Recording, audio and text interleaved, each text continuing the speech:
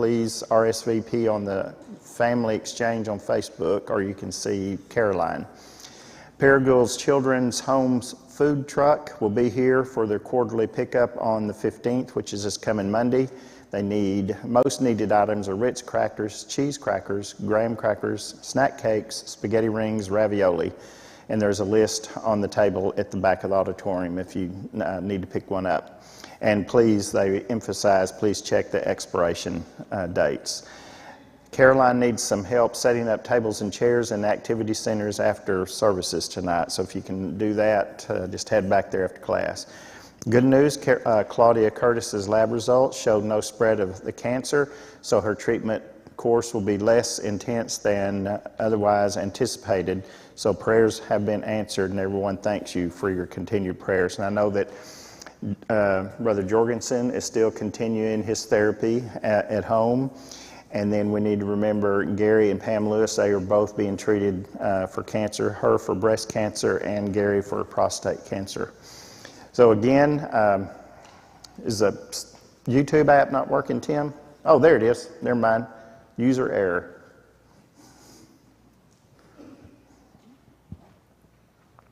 Always blame Tim if I get a chance.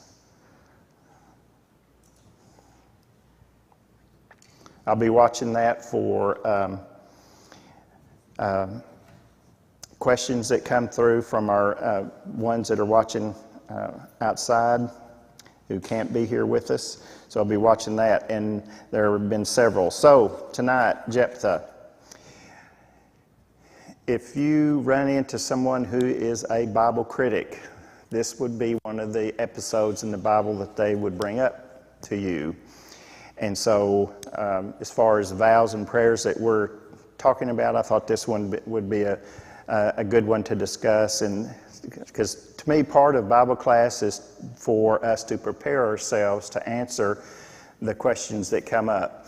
And it's interesting. I think that Bible criticism is coming public than it used to.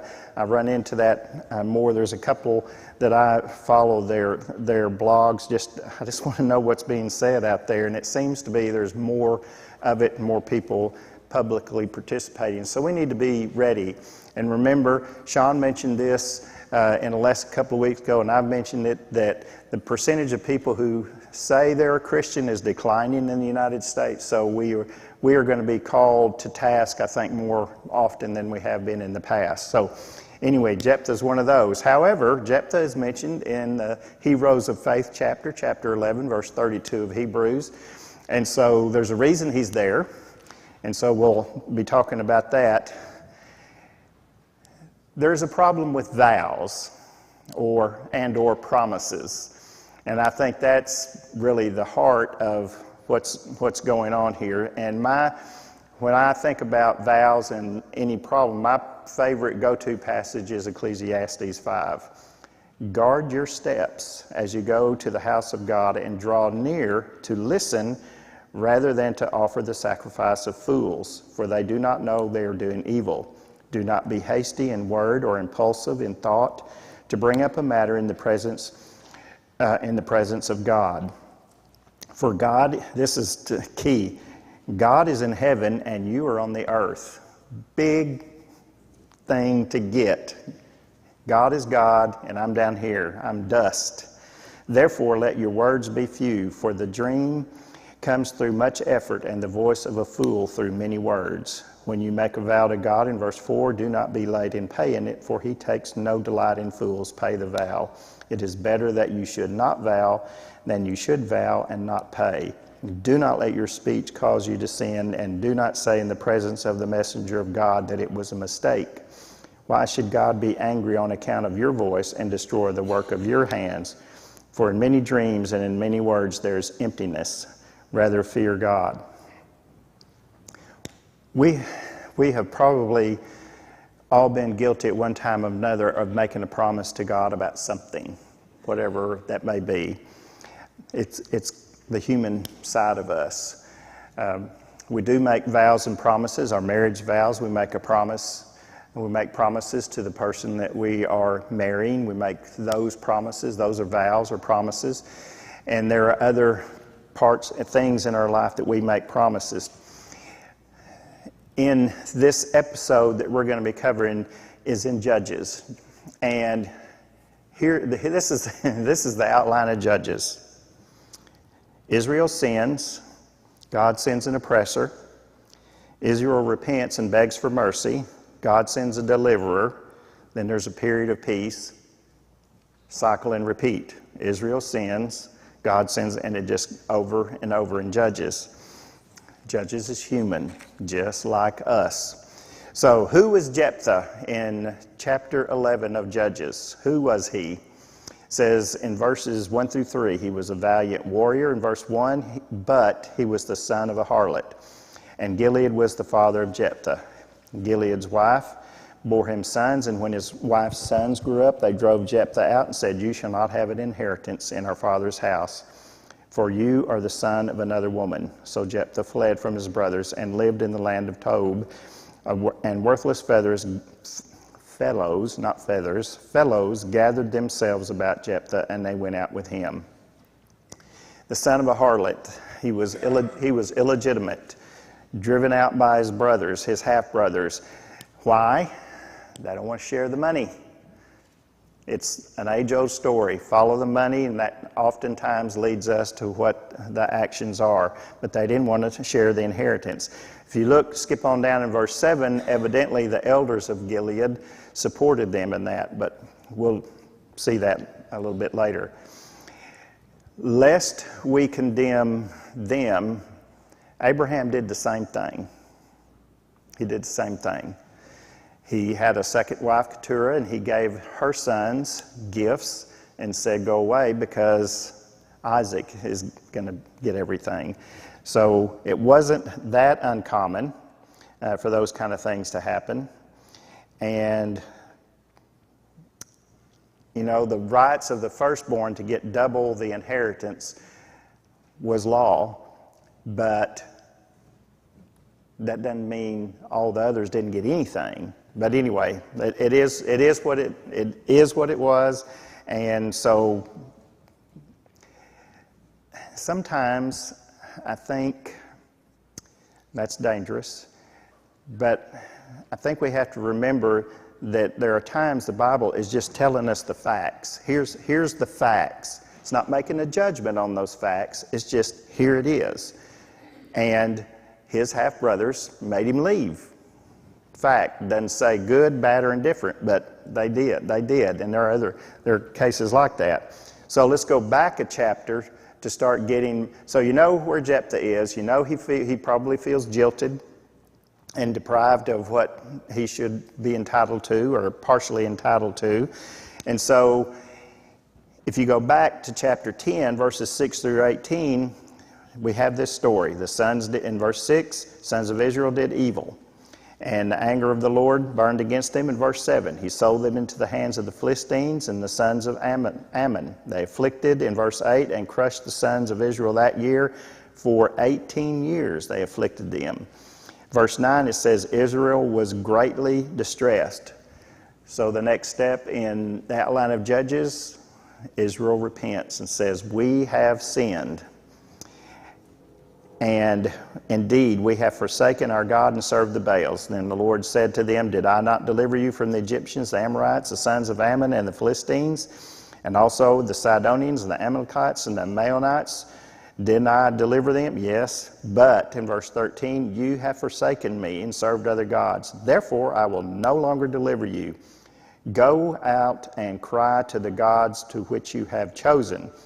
Let them deliver you in the times of your distress. In other words, you chose, so reap the benefits of your choice.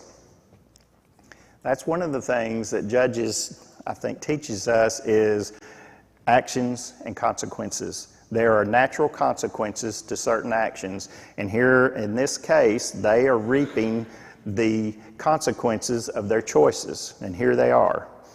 So in verse 15 it says, we have sinned, we will do whatever seems good to you. So they repented. Verse 16, they put away the foreign gods and served the Lord. And it says in the New American Standard, he could bear the misery of Israel no longer. So then in verse 17 and 18, they get together and they say, we got to find a leader. This is kind of common in Judges. They have to find someone who can provide leadership. It doesn't matter if your army is 1,000,000 strong. If there is not an effective leader to command those troops, you are going to accomplish nothing. You're probably going to lead your men into death, because without effective military leadership, they're not going to accomplish anything. So they look around, they've got to decide something. So, problem, who's going to lead them? Desperate times end up causing desperate measures. And in Judges back to chapter 11, in Judges 11, 4 through 11, so they went to get Jephthah in verse 5. They said, we got to do something. So they went and they said, come be our chief that we may fight against the sons of Ammon. Is this not crazy? When you just read this outside and you're going, I can't even fathom how he received that group of men and their request. Okay, I wasn't good enough to stay. Y'all ran me off, but now you want me to come back and lead you to victory. And he tells them that in verse 7. Did you not hate me, drive me out from my father's house? So why have you come to me now when you are in trouble? Kind of like children do that sometimes, right? They come back to mom and daddy when they get in trouble. So in verse 9, starting there, they start bargaining. He says, am I going to become your head in verse 9? And they say, the Lord is witness between us, and we will do as you have said. So they spoke this all before the word. They spoke all these words before the Lord at Mizpah. It has to be humbling for the elders of Gilead to have to go back and ask the guy, beg the guy, bargain with the guy who they ran off 18 years ago, and now they want him to come back and lead them. One of my favorite quotes from Henry Kissinger, the absence of alternatives clears the mind marvelously. They saw no other option, so it was an easy decision for them to make. And so they had to go back, and they had to make him their permanent leader. And so the stage is set. First of all, you see the next verses down through 28, Jephthah bargains, or tries to bargain with the leadership of the Ammonites and all the people that are opposed to Israel. He even reminds them of the history. Here's what happened when Israel came up out of Egypt, and here's the things that we did, and here's what happened, and God delivered us. And he reminded them all that, and it's like, no. Of course, a lot of time has passed. One of the things that surprised me is that Jephthah at this point he appears to me to be a faithful man. He understands the law, knows the history. And so I kind of lean towards that he at least tries to live a godly life. It's just my supposition from reading between the lines here. I can't point to a verse and prove that to you. Okay, now here's the trouble. In the next few verses, Jephthah's going to make his vow, make his promise. Verse 29 in chapter 11, the Spirit of the Lord came upon Jephthah so that he passed through Gilead and Manasseh, and he passed through Mizpah of Gilead, and from Mizpah of Gilead, and in verse 30, I'm going to stop right there for just a minute. I meant to mention this earlier. Were there supposed to even be any Israelites on this side of the Jordan River, on the east side of the Jordan River? Do you remember when they were coming up out of Canaan? Remember that story? They get the half-tribe of Manasseh and Gad. They said, this land over here looks pretty good, but that is not where they were supposed to go. But they make an agreement. These also were the first tribes to fall away, because they went and stayed where God did not intend for them to stay. The land was supposed to be on the west side of the Jordan River. And so they're over here. They're not really supposed to be here, but they negotiated this. And if you remember, Joshua even said, well, you can do that, okay, you can do that, but you got to build a little place for your wife and kids to stay, but you're going to have to lead the fight. You're going to have to help us fight and get the rest of the land. And so that's what happened. So here they are. So Jephthah makes a vow to the Lord and said, if you will indeed give the sons of Ammon into my hand, then it shall be that whatever comes out of the doors of my house to meet me when I return in peace from the sons of Ammon, it shall be the Lord's, and I will offer it up as a burnt offering. What is the difference between whatever and whoever? He said whatever. What's the difference? Could have been a cow. Or What did he think it was? I mean, what the odds that it would have done anything? And I know it said what, but still. See, I'm with you, Melba. What did he think was going to come out the door of his house? A cat? I mean, some family pet? You know, so I'm sitting there going, what were you expecting? He said whatever, but that's really where I am on this, is like, what were you expecting? Now, the commenters went all over the map about whether or not this was a rash vow or something that he thought about.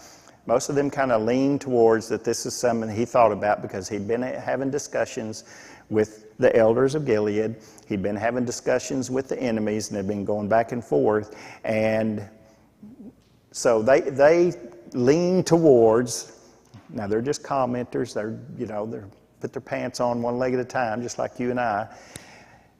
They lean towards that this was not something he just got all fired up and made the vow. Now, is it wrong to make a vow? Don't even put it in this context. Is it wrong to make a promise? No. Is it wrong to make a promise to God?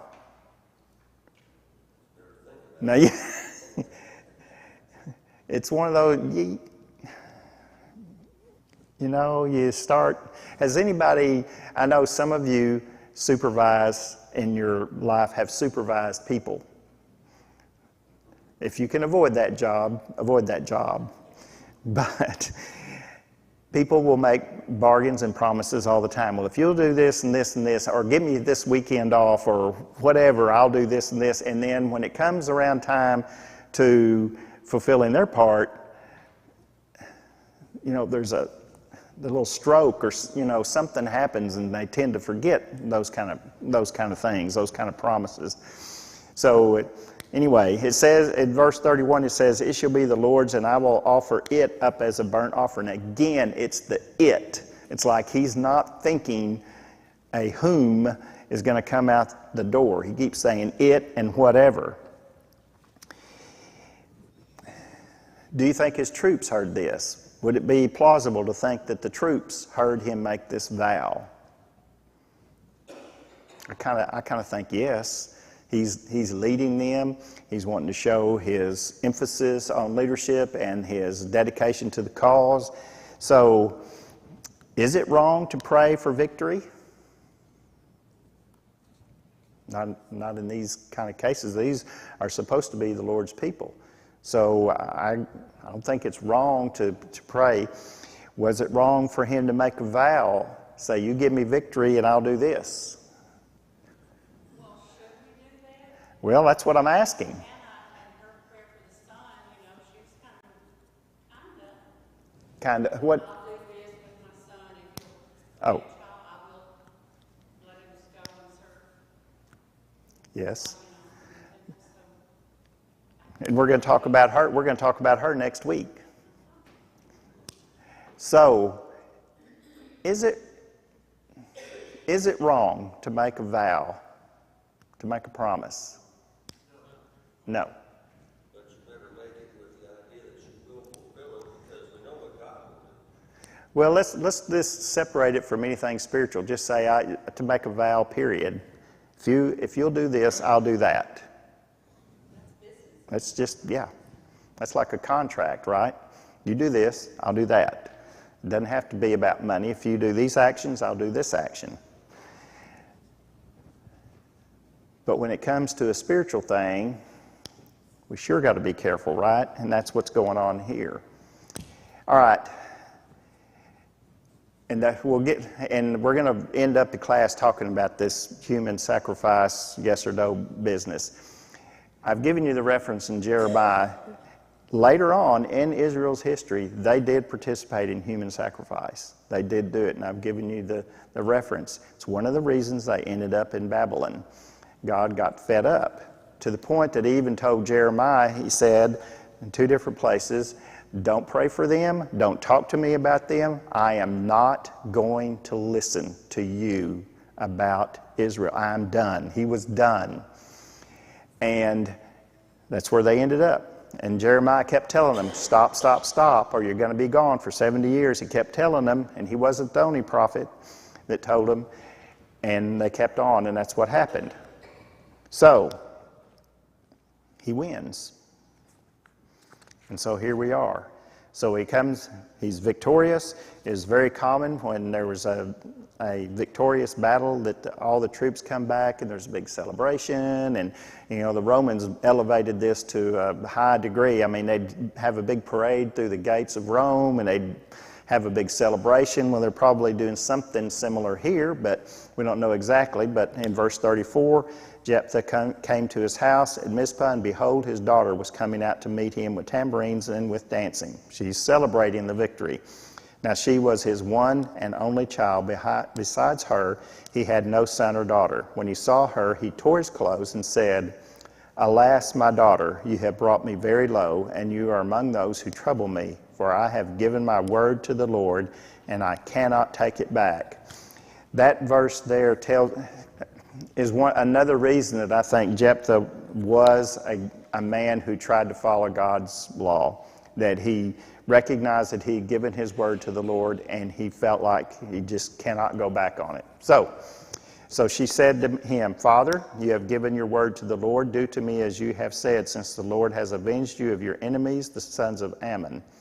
She said to her father, Let this thing be done for me, let alone for 2 months, that I may go to the mountains and weep because of my virginity, I and my companions.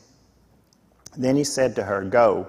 And he sent her away for 2 months, and she left with her companions and wept on the mountains because of her virginity. At the end of 2 months, she returned to her father and did to her according to the vow which he had made, and she had no relations with the man. Thus it became custom in Israel that the daughters of Israel went yearly to commemorate the daughter of Jephthah the Gileadite 4 days in the year. So we're going to get into the question about what was his compliance to this vow? Did he offer her as a burnt sacrifice? But before we get there, I want to get back to this. The whole thing, this whole lesson is about vows, and so I don't want us to get away from that and talking about Jephthah's daughter. What did Jesus say about making promises and about making vows and all that on that? What did he say? Make your yes, yes, and your no, no. So did you have your hand? Oh. So do you think Jesus liked vows? I got one head shake, no. What do you think?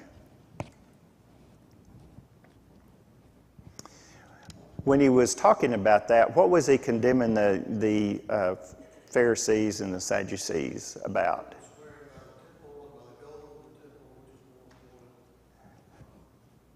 Yeah. It was about show, wasn't it?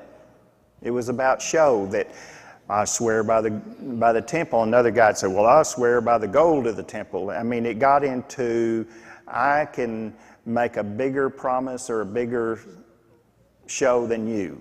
And that's what they were about.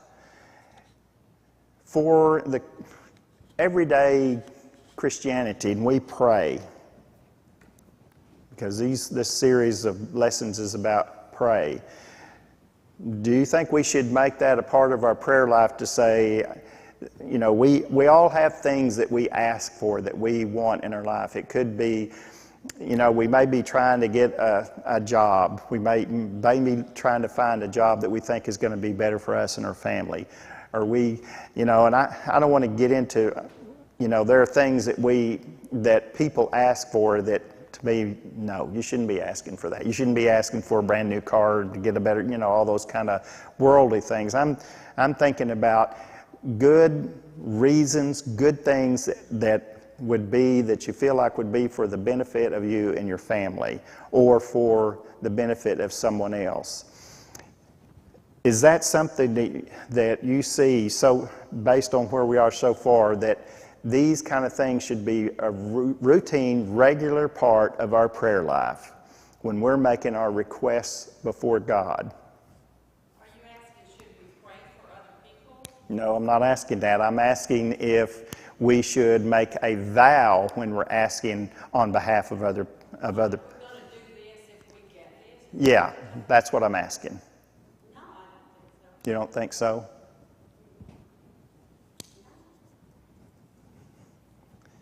Now, we've already said it wasn't wrong to vow, and I'm not wanting to call anybody out or pick on anybody. I'm not trying to pick on you, Mel, but I just want us to kind of dig deep into this. Yes. But I just can't imagine what I can do for him Correct. that would make it an even deeper. People may be like, that all the time, but this is something different. Yeah. What are we going to do for God? I don't have nothing he needs. I get you. I get you. I do. I get you. Yeah, he didn't want your car.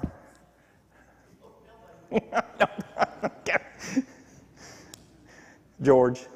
Well, and we usually use the cop out and let the Lord's will in our prayers. And, because a lot of times we'll say something in our own minds and say, well, it's probably not going to happen. So the Lord wills if it happens or not.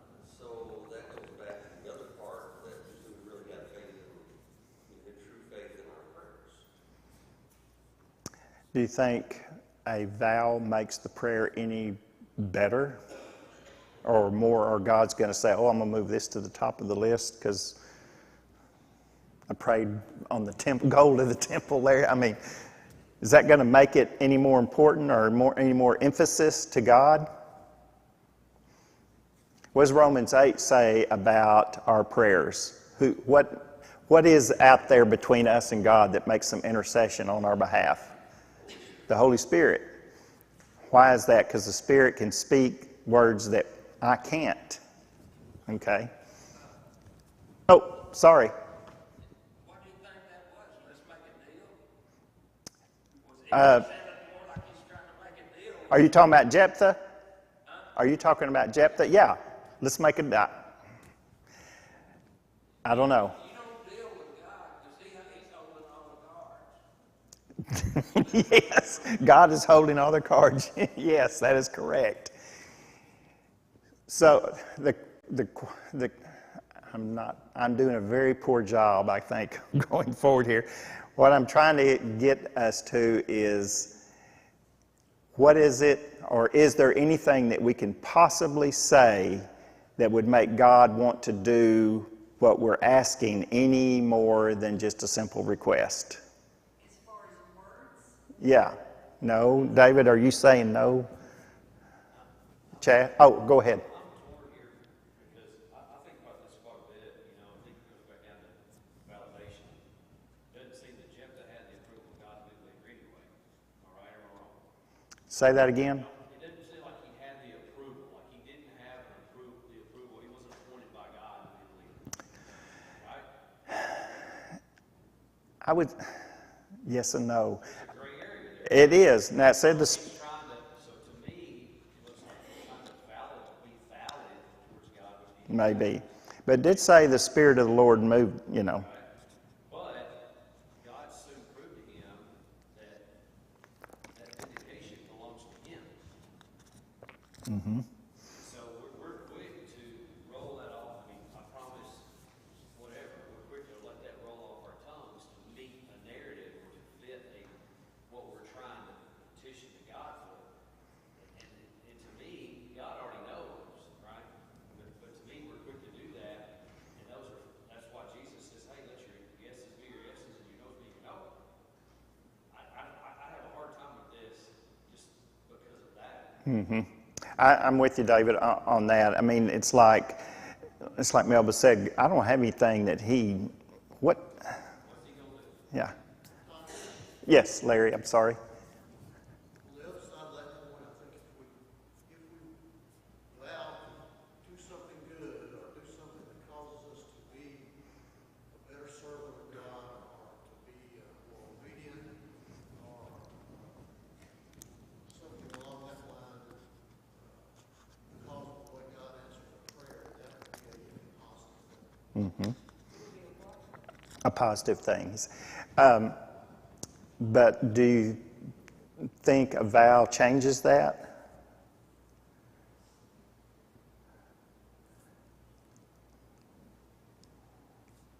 The vow could be the catalyst. Okay. Okay. You see it as something that would spur us on to remind us, hey, I made a promise? Is that kind of where you're going? Okay. Just like Jephthah did, he made a promise. So his prayer was answered, he carried it through. Okay.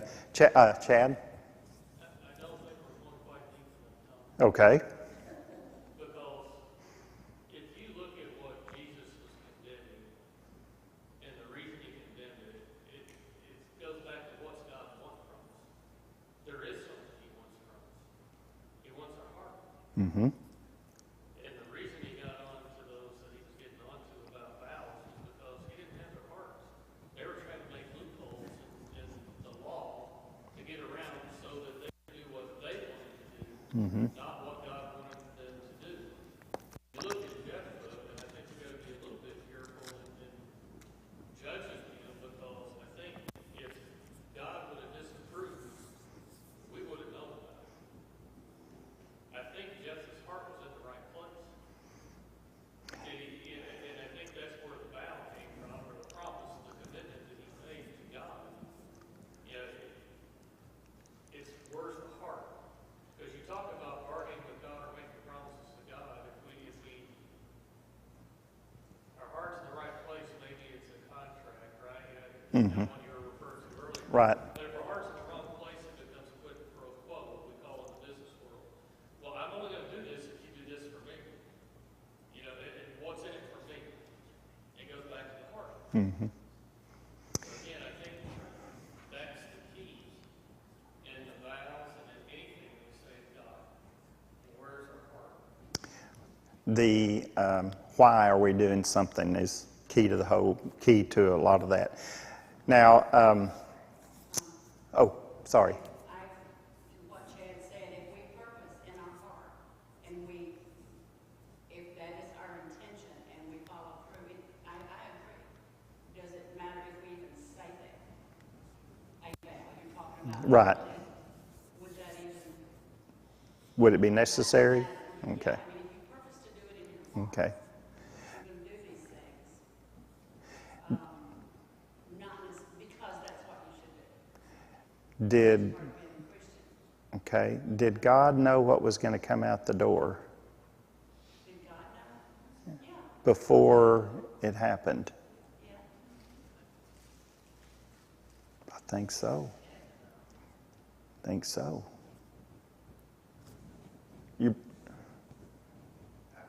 Oh, Tim, dude.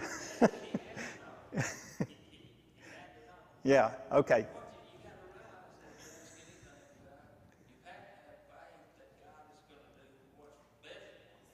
Yeah.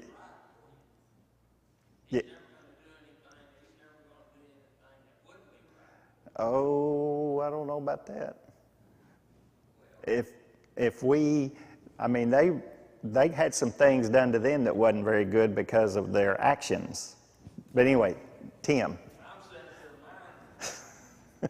Okay. Yeah. Yes. If their mind's right, yes. But anyway, that's a whole other discussion there. Okay, Tim. For us today, I think more important than vows would be the persistence. To me, that lets God know how important it is to us, even though He probably does know. He's told us that a persistent prayer does more than just a single prayer. Yes, the prayer of the persistent, yes. And we talked a bit about this with Nehemiah, that his prayers over a 4-month period that he continued. Okay. All right. So, is it okay to make a vow or not? I think we're saying we can for the right reason. When I was growing up, it may have just been where I was attending church at the time, but the preacher talked a lot about, well, you get in a jam and you think you're going to die and you make a promise to God, if you get me out of this jam, I'm going to be faithful. And that's where he always stopped. And I was like, oh, Brother Wheeler, kind of continue on. I'm not really sure. Is that okay? You get me out of this jam and I'm going to be the right kind of person that I need to be. Do what? You're trying to bargain with God. Yes. And I don't think that's right. Okay. We should just ask then. Don't make a bar. And I lean in that direction, Patsy. It's like, okay, okay. Are we at the farmer's market? If you'll give me 3, will it be less if I buy 3? I don't know. Anyway, I just wanted us to explore through that a little bit about the whole vows and promises. We do make vows and promises in our day-to-day life. That's part of life. Sometimes it's a written contract. Sometimes it's just a promise to someone. Sometimes our children tell us, I promise Daddy I won't ever do that. I won't ever do that again. And till the next time you have to go to school and pick them up, right? So anyway, I've given you two verses. One, Proverbs 20 and 25. It is a trap for a man to say rashly, it is holy, and after the vows to make inquiry. Don't make a vow and then say, well, I might need to check into that. Okay, so let's finish up class talking about, was this a literal burnt offering that Jephthah's daughter became? And so a couple of questions I think that we need to answer on that. So Jephthah is listed in Hebrews 11:32, one of the heroes of the faith. One of the legitimate questions is, would he be listed there had he actually offered his daughter as a burnt sacrifice? And you can answer now what you believe on that or not, but that's a very legitimate question. Human sacrifice was strictly forbidden by the law of Moses. It was huge no-no. And these are all things. Hannah offered, and we're going to talk about Hannah next week, she offered her son in service to the Lord, and she made a vow. And we're going to talk about, Hannah's one of my favorite characters in the Bible, so since I got to pick who we're talking about, we're going to talk about Hannah next week. But so that's how she made a vow to have her son Samuel serve in God's tabernacle. Would God have given victory to Jephthah, knowing that Jephthah was going to go and offer his daughter as a burnt sacrifice? So now start answering questions. He did. He did.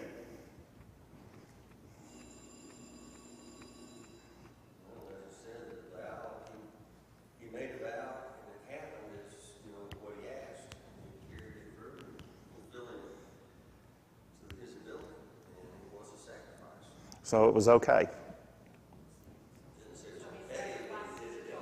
Okay. What did you say, Melba? Is that what you're saying? Okay. Chad? So, one of the adult classes this morning, we talked about Saul and some of the rash things he did. He made a commitment that if anybody, any soldier, before they conquered their enemy, Yes. he would put us to death. He had to back off of that one, didn't he?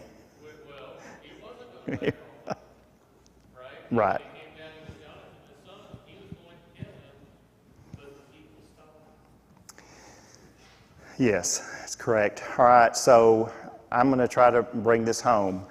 And I'm just going to bluntly say, no, I do not think that she was offered as a literal burnt offering. I don't think God would have allowed it. I don't think he would have been listed as a hero of the faith. And the reasons being are some of these questions. I don't think he would have been listed as a hero of faith. I don't think God would have authorized it. I don't think a priest would have done it. And what did she say she was going to bewail? Her virginity. Not her life, her virginity. And that's said twice. Meaning that I believe she knew that she was going to serve in perpetuity at the tabernacle and would never marry. And I believe that's what the sacrifice. There's a redemption of the firstborn that had to be done under the law of Moses, and you either broke its neck or you redeemed it by a sacrifice, but you didn't sacrifice that particular thing. And so I believe in my heart of hearts that that's what happened to Jephthah's daughter, that she ended up in service in the tabernacle for the rest of her life and never had a family of her own. There were women who served at the tabernacle continually. Yes. Gil, did you have your hand up?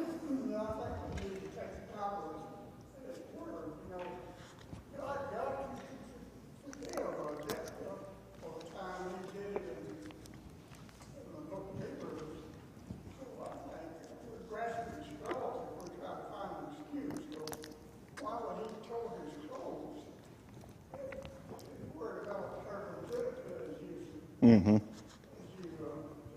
Right.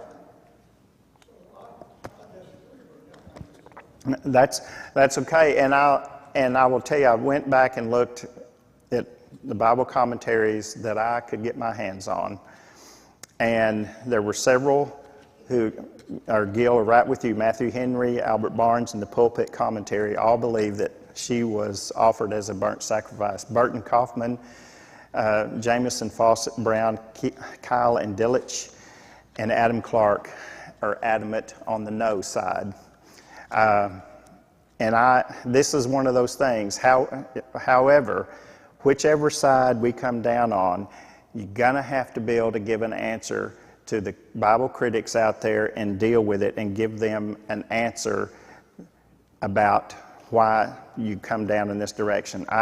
I'm pretty firm that I come down, and Gil and I appreciate where you are, because there are some really intelligent writers who come down hard that it was a literal burnt sacrifice. And this is one of those questions, and one of the critics that I follow, this is one of the stories that they come up with, is why God would allow that. So the things in summary, the things I think we have to consider is don't make a vow to start with. Be careful about making vows, but the things to consider: what did she bewail? Was it lawful? Was Jephthah listed as one of the heroes of the faith? And that, what did I say? The human sacrifice was forbidden. Those are the things that you have to reconcile in your mind about where you come down on these things. And it is a difficult and hard question. Also, the deal is a burnt sacrifice wasn't always a burnt sacrifice of that particular object. Sometimes you offered a burnt sacrifice on behalf of an object. So like in the matter redeeming the firstborn wasn't sacrificed himself. There was a sacrifice on behalf of the firstborn. So, well, he wasn't going to have any descendants. He wasn't going to have any grandchildren. He wasn't, but again, there are good Bible scholars that 100% insist that she was a literal burnt sacrifice. The main thing I want us to get is, when we are talking to people in the world, we better have a good answer to this question, because they will burn us on this. And you can win or lose someone based on how we approach this and answer that question for them. Because they're some of them are sincere, and some of them are just looking for an excuse. And so I know that some of you have run into that and dealt with that. So I really appreciate the comments and the questions, and I wholeheartedly agree it's a difficult question and something that the Bible doesn't just come out and, my mind doesn't come right out and say, but anyway, it's one of those things to deal with. So next week we're going to talk about Hannah. It's a lot easier story. It's a lot easier story, and maybe I won't be down in the ditch as far next week. But Gil, I appreciate your point on that. Huh?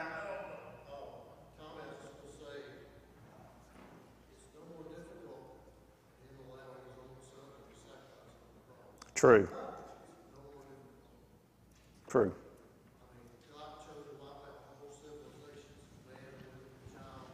Yes. Right. Right. And, So when he said, she had called him very low. mm-hmm. And I can't go back. So if he didn't literally sacrifice her, did God speak to him and tell him, oh, this is what we can do instead? Or I am asking you things that Well, based on this text, it sounds to me like that Jephthah was familiar with the law. He was familiar with the history of Israel, so he would have been familiar with the redemption of the firstborn and how that. go back and means something bad's gonna happen. Yeah, he made a promise. He's going to have to fulfill it. Anyway. Hey, Tom. Yes. And then two real quick. So Hebrews 11, if you look who Jephthah is, and this is not random, who he's paired with in this Yeah. verse, the great stellar moral people of Barak, Samson, Gideon. Yeah. So I don't think that's an accident. Yes. Right. I think the safest place that we could stay in is where Daniel did, where he says, even if he does not, Yes. I will serve God. We just stand there in firmness. So you say in that list they were on the kind of the gray side there? I think there was, Okay. All right. Thank you. And again, I appreciate everyone's comment and thought on it. Very good. Thanks.